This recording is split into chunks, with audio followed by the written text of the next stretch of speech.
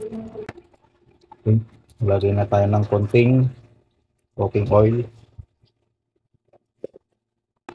Okay, lagay na tayo ng chopped garlic.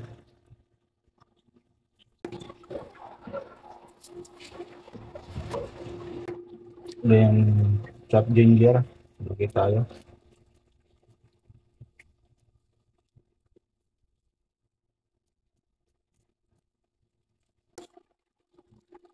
Then chopped onion.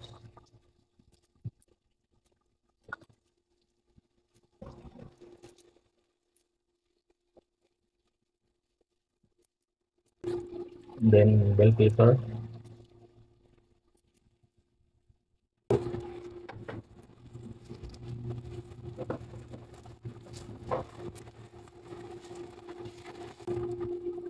Green chili.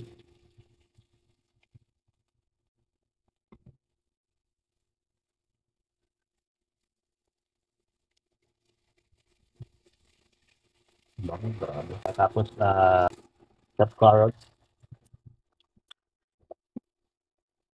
Ayan. Tapos ilalagay na natin yung sauce na ginawa ko. Ayan. Bubuhusan lang natin para mas mabilis.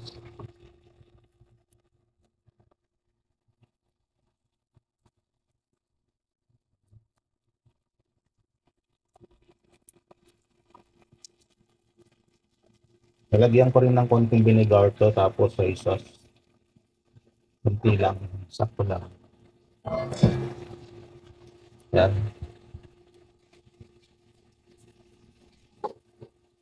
Hintay lang natin kumulo. Pagkakulo, ayos na yan mga idol. Goods na po. Pwede na natin i-plating ulit para mas maganda. And ready to serve na rin po. Yan po ang ulams natin. And gusto ko na rin magpasalamat po muli sa inyo lahat na patuloy na sumusuporta sa aking mga uploaded videos. Okay mga idol, ito na po. Pwede na natin i-plating.